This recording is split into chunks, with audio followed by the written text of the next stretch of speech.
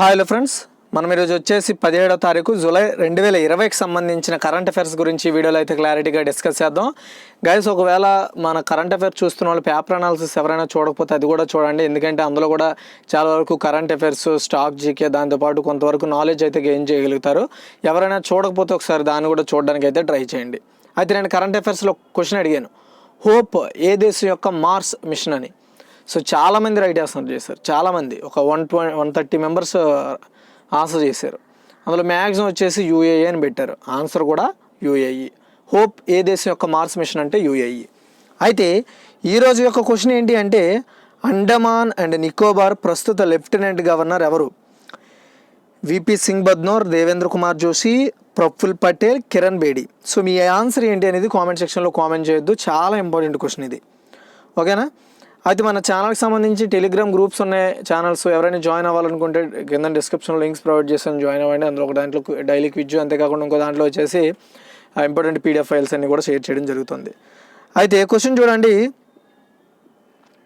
భారతదేశం యొక్క మొట్టమొదటి ట్రాన్స్ షిప్పింగ్ హబ్ ఏ పోర్ట్లో అభివృద్ధి చెందుతుంది అంటే కొచ్చిన్ పోర్ట్ అండి. ఓకే, చూడండి, వల్ప్రాడమ్ టెర్మినల్, కొచ్చి ఇంటర్నేషనల్ కంటైనర్ ట్రాన్స్షిప్మెంట్ టెర్మినల్, దీన్ని ఐసిటిడి అంటారు. దీని యొక్క అభివృద్ధి కార్యకలాపాలను షిప్పింగ్ మంత్రిత్వ శాఖ రాష్ట్ర మంత్రి మన్సుఖ్ లక్ష్మణ్ భాయ్ మాండవీయ గారు సమీక్షించారనమాట ఈ యొక్క హబ్ని. సో ఇండియన్ పోర్టు ద్వారా భారతీయ సరుకు రవాణా చేయబడుతుందని నిర్ధారించడానికి భారతదేశం ఒక మొట్టమొదటి మరి ఆసియాలోని ప్రముఖ ట్రాన్స్షిప్మెంట్ పోర్టుగా అభివృద్ధి చేయాలని ప్రతిపాదించడం కూడా జరిగిందనమాట. అది గుర్తుపెట్టుకోవాలి. అంటే ఇతర దేశాలకు సరుకు రవాణా కోసం ఈ ఏదైతే ఇప్పుడు మనం చెప్పుకున్న కంటైనర్ ట్రాన్స్షిప్మెంట్ టెర్మినల్ ఉందో దీన్ని అభివృద్ధి చేయడం జరుగుతుంది. ఎక్కడ? కొచ్చి ఇంటర్నేషనల్ పోర్ట్లో. తర్వాత చూడండి, సెకండ్ వన్ అండి, ఇంటర్నేషనల్ థర్మోన్యూక్లియర్ ఎక్స్పెరిమెంట్ రియాక్టర్. గుర్తుపెట్టుకోవాలి, దీన్ని ITER అంటారు. అంటే ఇంటర్నేషనల్ థర్మోన్యూక్లియర్ ఎక్స్పెరిమెంటల్ రియాక్టర్ అనమాట. ఈ యొక్క ప్రాజెక్టుకు ఎన్ని సభ్య సంస్థలు నిధులు సమకూర్చాయి అంటే 7 అండి. కానీ 7 సంస్థలు. చూడండి, భారతదేశం యొక్క 15వ ఎడిషను ఇది యూరోపియన్ యూనియన్ శిఖరాగ్ర సమావేశంలో నీటి సమస్యలు, వాయు కాలుష్యం, ప్లాస్టిక్ మరియు సముద్రపు చెత్తను సంయుక్తంగా పరిష్కరించడానికి ఈ ఏదైతే ఈ 15వ ఎడిషన్ ఉందో ఇండియాకి సంబంధించిన ఆ మీటింగ్లో అంగీకరించాయి అనమాట. అయితే ITER అంటే ఇంటర్నేషనల్ థర్మోన్యూక్లియర్ ఎక్స్పెరిమెంటల్ రియాక్టర్ ప్రాజెక్టులో కొనసాగుతున్న ఫ్యూజన్ పరిశోధన సహకారాన్ని నాయకులు స్వాగతించారు. ITER అంతర్జాతీయ అణు ఫ్యూజన్ పరిశోధన మరియు ఇంజనీరింగ్ మెగా ప్రాజెక్ట్ అనమాట. ఇది ప్రపంచంలోనే అతిపెద్ద అయస్కాంత నిర్బంధ ప్లాస్మా భౌతిక ప్రయోగం కూడా అవుతుందని చెప్తున్నారు. శాంతియుత ఉపయోగం కోసం ఫ్యూజన్ శక్తి యొక్క శాస్త్రీయ సాంకేతిక సాధ్యాసాధ్యాలను ప్రదర్శించడం ITER యొక్క ప్రధాన లక్ష్యంగా ఉంటుంది. అయితే ఈ ప్రాజెక్టుకు European union, India, Japan, China, Russia, దక్షిణ కొరియా మరియు యునైటెడ్ స్టేట్స్ అనే 7 సభ్య సంస్థలు నిధులు కేటాయిస్తున్నాయి అన్నమాట ఈ యొక్క ప్రాజెక్ట్కి, ఏదైనా ITER ప్రాజెక్ట్కి. తర్వాత థర్డ్ వన్ అండి, భారత రైల్వే తన మొట్టమొదటి ప్రత్యేక పార్సిల్ రైళ్లను ఆంధ్రప్రదేశ్ గుంటూరు జిల్లా నుండి పచ్చిమిరపకాయలను ఏ దేశానికి రవాణా చేస్తోంది అంటే బంగ్లాదేశ్ అండి.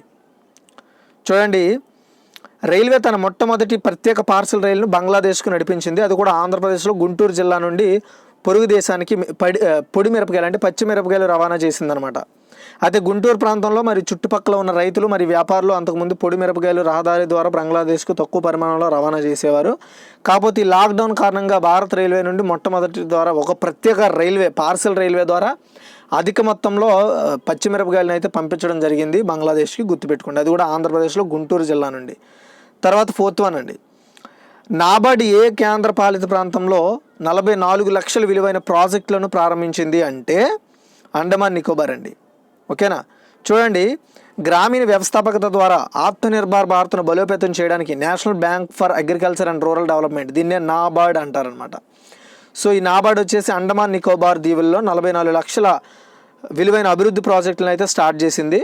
సో ఈ అభివృద్ధి ప్రాజెక్టుల్లో స్వయం సహాయక బృందాలు సంఘాలుగా ఏర్పాటు మరియు వాటి అభివృద్ధికి సంబంధించి ఇవి చూసుకుంటాయి. గుర్తుపెట్టుకోండి, చాలా ఇంపార్టెంట్ క్వశ్చన్. తర్వాత దక్షిణ అమెరికా దేశం సురినామ్ అనమాట. అధ్యక్షుడిగా ఎవరు నియమితులయ్యారు అంటే చంద్రకాపర్సేడ్ చాన్ సంతోకి. సో భారత సంతతికి చెందిన మాజీ పోలీస్ ఉన్నతాధికారి అయిన చంద్రికే ప్రసాద్ చాన్ సంతోకి, అతనికి 61 సంవత్సరాలు, దక్షిణ అమెరికాలోని సురినామ్ ప్రాంతానికి అధ్యక్షుడిగా ఎన్నికయ్యారు. సో దేశ ప్రగతిశీల సంస్కరణ పార్టీకి సంతోకి నాయకత్వం వహిస్తాడు. జూలై 16, 2020 నుండి సంతోఖి అధ్యక్షుడిగా అంటే నిన్నటి నుండి ప్రమాణ స్వీకారం చేశారు. రోని బున్సిచ్కు ఈ యొక్క సురినామ్కి ఉపాధ్యక్షులుగా వ్యవహరిస్తారనమాట. అది గుర్తుపెట్టుకోండి, అధ్యక్షులు ఎవరు ఉపాధ్యక్షులు ఎవరు అనేది గుర్తుపెట్టుకోవాలి మీరు. తర్వాత 6th వన్ అండి, 2020-21 సంవత్సరానికి సిఐఐ యొక్క ఈ కామర్స్ కమిటీకి అధ్యక్షత వహించిన వ్యక్తి పేరు ఏంటి అంటే కునాల్ బహ్లా. చూడండి, సిఐఐ యొక్క ఈ కామర్స్ కమిటీ నాయకత్వం వహించడానికి Snapdeal's Kunal Bahl confederation of India industry. ఓకేనా, సిఐఐ అంటే కాన్ఫెడరేషన్ ఆఫ్ ఇండియా ఇండస్ట్రీకి ప్రస్తుతం ఒక కమిటీకి నాయకత్వం ఎవరు వహిస్తున్నారంటే కునాల్ బహ్లా. ఇతను స్నాప్డీల్కి సంబంధించిన వ్యక్తి అనమాట. సో ప్రకటించింది. స్నాప్డీల్ యొక్క సహ వ్యవస్థాపకుడు అండ్ సిఇఓ కునాల్ బహ్లా 2020-21 సంవత్సరానికి తన ఈ కామర్స్ కమిటీకి చైర్మన్గా బాధ్యతలు స్వీకరిస్తారని చెప్పింది. సిఐఐలో కమిటీకి ఇతనే అధ్యక్షుడిగా అంటే నాయకత్వం వహిస్తారనమాట. అది గుర్తుపెట్టుకోవాలి మీరు. సో ఎవరు ఈ కునాల్ బహ్లా? ఎవరు? స్నాప్డీల్ యొక్క సహ వ్యవస్థాపకుడు అండ్ సిఇఓ.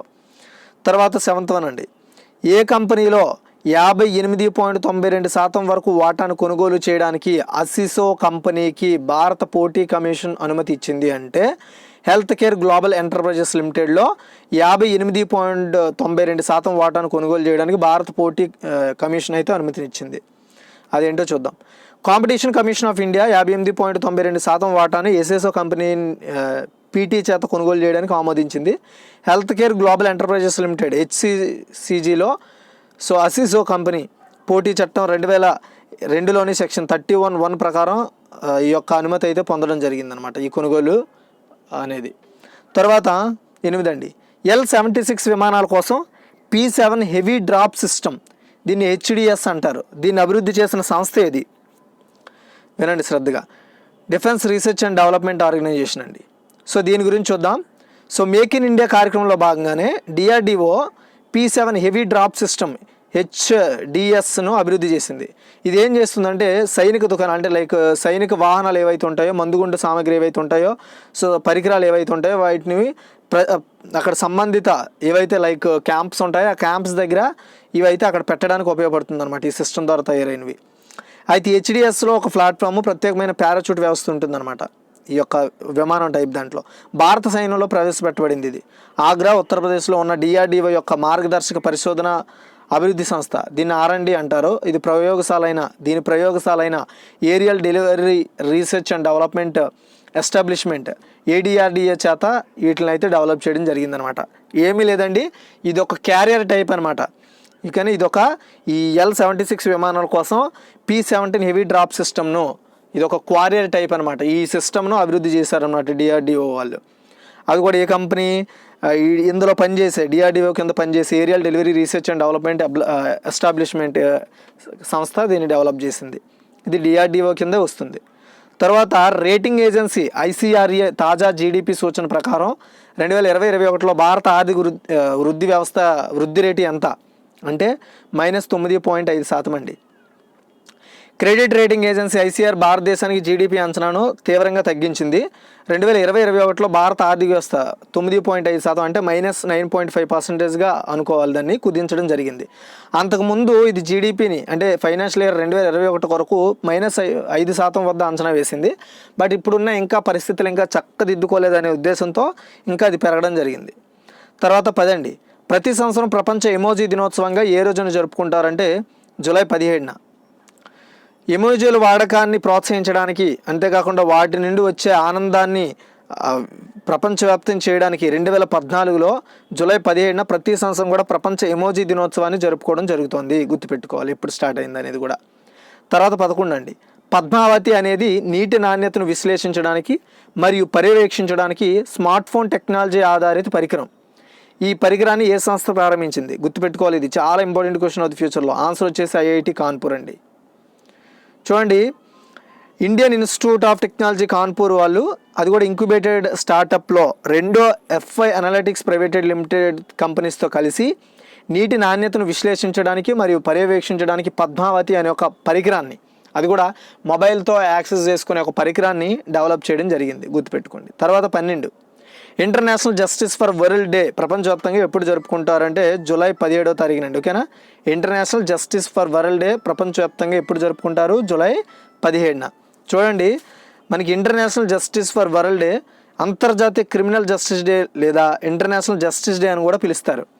దీని అంతర్జాతీయ క్రిమినల్ కోర్టు ఐసీసీ యొక్క పనికి మద్దతు ఇవ్వడానికి మరియు గుర్తించడానికి జూలై 17న ప్రపంచవ్యాప్తంగా జరుపుకోవడం జరుగుతుంది. అది తర్వాత 13 అండి, ప్రపంచ మేధో సంపత్తి సూచికలు 2017 సూచిక ఇచ్చారనమాట. ఇప్పుడు ఈ సూచికలో ఏ దేశం అగ్రస్థానంలో ఉంది అంటే చైనా అండి.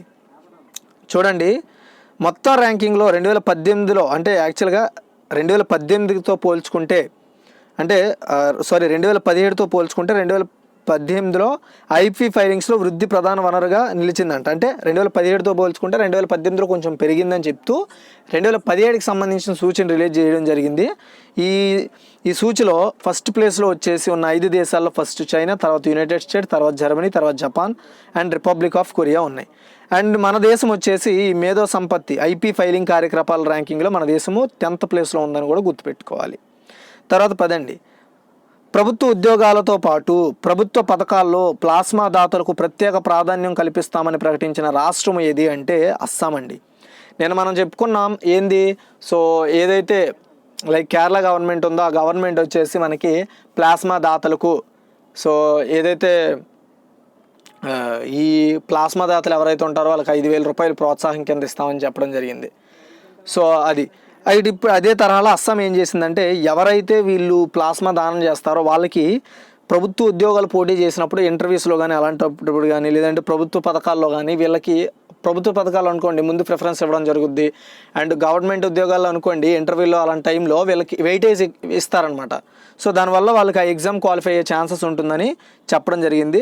సో ఎందుకంటే ఇది ప్రధాన కారణం ఏంటంటే అస్సాం గవర్నమెంట్ సో ప్లాస్మా దాతలను ఇంకా అధికం చేయడానికి, ఎందుకంటే ప్లాస్మా ట్రీట్మెంట్ కరోనా అధిగమించడంలో బాగా ఉపయోగపడుతుందనే ఉద్దేశంతో సో ఆ ప్లాస్మాకి సంబంధించిన ఎవరైతే దాతలు ఉంటారో వాళ్ళని ప్రోత్సహించడంలో భాగంగా ఈ నిర్ణయం తీసుకున్నట్లు చెప్పడం జరిగింది. అది గుర్తుపెట్టుకోండి. తర్వాత 15 అండి, లార్డ్షిప్ లాంటి సంబోధన వద్దని తనను సర్ అని మాత్రమే పిలిస్తే సరిపోతుందని ఏ హైకోర్టు చీఫ్ జస్టిస్ సూచించారు అంటే కలకత్తా అండి. అంటే పశ్చిమ బెంగాల్లో కలకత్తా హైకోర్టు ఇప్పటివరకు ఆచరణలో ఉన్న లార్డ్షిప్ లాంటి సంబోధన తగదని తను సార్ అని మాత్రమే పిలిస్తే సరిపోతుందని Calcutta high court chief justice TBS Radhakrishnan చెప్పడం జరిగింది. బెంగాల్ అండమానంలోని న్యాయాధికారులు అందరూ తనను సర్ అనే సంబోధించాలని కూడా సూచించారు. ఈ మేరకు high court registrar general Rai Chattopadhyay Bengal, Andaman and Nicobar ఐలాండ్లోని జిల్లా జడ్జీలకు కింది కోర్టుల ప్రధాన న్యాయమూర్తులకు చీఫ్ జస్టిస్ చేసిన సూచనలు అయితే పంపించడం జరిగింది. ఇకపై జిల్లా న్యాయాధికారులు హైకోర్టులోని రిజిస్ట్రీ సిబ్బందిని తనను సర్ అని సంబోధించాలని చీఫ్ జస్టిస్ అయితే ఆకాంక్షించడం జరిగింది. సో ఇది గైస్ ఈరోజు యొక్క టోటల్ కరెంట్ అఫైర్స్. ఒకసారి మనం క్విక్ రివ్యూ చూడడం జరుగుతుంది. సో ఎండ్ వరకు చూడండి. భారతదేశంకు మొదటి ట్రాన్స్షిప్పింగ్ హబ్ ఏ పోర్ట్లో అభివృద్ధి చెందుతుందంటే కొచ్చి పోర్ట్ అండి. తర్వాత క్వశ్చన్ వచ్చేసి ఇంటర్నేషనల్ థర్మోకల్ న్యూక్లియర్ ఎక్స్పెరిమెంటల్ రియాక్టర్ ప్రాజెక్ట్ని ఎన్ని సభ్య సంస్థల నిధులకు సమకూర్చాయంటే 7. తర్వాత భారతీయ రైల్వే తన మొట్టమొదటి ప్రత్యేక పార్సల్ రైలును ఆంధ్రప్రదేశ్ గుంటూరు జిల్లా నుండి పశ్చిమమిరపకాయలని ఏ దేశానికి రవాణా చేసిందంటే బంగ్లాదేశ్. అండ్ నాబార్డ్ ఏ కేంద్రపాలిత ప్రాంతంలో 44 లక్షల విలువైన ప్రాజెక్టులు ప్రారంభించిందంటే అండమాన్ నికోబార్. తర్వాత దక్షిణ అమెరికా దేశం సురినామ్ అధ్యక్షుడిగా ఎవరు నియమితులయ్యారంటే చంద్ర కాపర్సైడ్ చాన్ సంతోకి. తర్వాత వచ్చేసి 2020-21 సంవత్సరానికి సిఐ యొక్క కామర్స్ కమిటీ అధ్యక్షత వహించిన వ్యక్తి ఎవరు అంటే కునాన్ బహాలా అండి. సో సిఐ అంటే కాన్ఫెడరేషన్ ఆఫ్ ఇండియా ఇండస్ట్రీ అనమాట. తర్వాత వచ్చేసి ఏ కంపెనీలో 58.92% వరకు వాటాను కొనుగోలు చేయడానికి అసోసో కంపెనీకి భారత పోటీ కమిషన్ అనుమతి ఇచ్చింది అంటే హెల్త్ కేర్ గ్లోబల్ ఎంటర్ప్రైజెస్ లిమిటెడ్కి.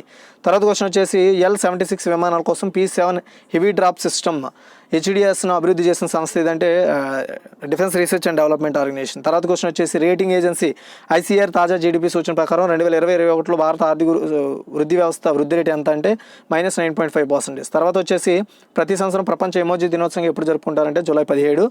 అండ్ పద్మావతి అనేది ఒక నీటి నాణ్యతను విశ్లేషించడానికి స్మార్ట్ ఫోన్ టెక్నాలజీ ఆధారిత పరికరాన్ని ఏ సంస్థ డెవలప్ చేసిందంటే ఐఐటి కాన్పూర్ అండి. తర్వాత వచ్చేసి international justice for world day ప్రపంచవ్యాప్తంగా ఎప్పుడు జరుపుకుంటారంటే 17 జూలై. తర్వాత వచ్చేసి ప్రపంచ మేధో సంపత్తి సూచికలో 2017 సూచికలో ఏ దేశం అగ్రస్థానంలో ఉందంటే చైనా. అండ్ మన దేశం 10th ప్లేస్లో ఉంది. అండ్ ప్రభుత్వ ఉద్యోగాలతో పాటు ప్రభుత్వ పథకాల్లో ప్లాస్మా దాతలకు ప్రత్యేక ప్రాధాన్యం కల్పిస్తామని ప్రకటించిన రాష్ట్రం ఏదంటే అస్సాం. అండ్ లార్డ్షిప్ లాంటి సంబోధన వద్దని తనను సర్ అని మాత్రమే పిలిస్తే సరిపోతుందని హైకోర్టు చీఫ్ జస్టిస్ సూచించారంటే కలకత్తా. ఇదిగా ఈరోజు టోటల్ కరెంట్ అఫైర్స్. లైక్ చేసి షేర్ చేయండి. Thanks for watching.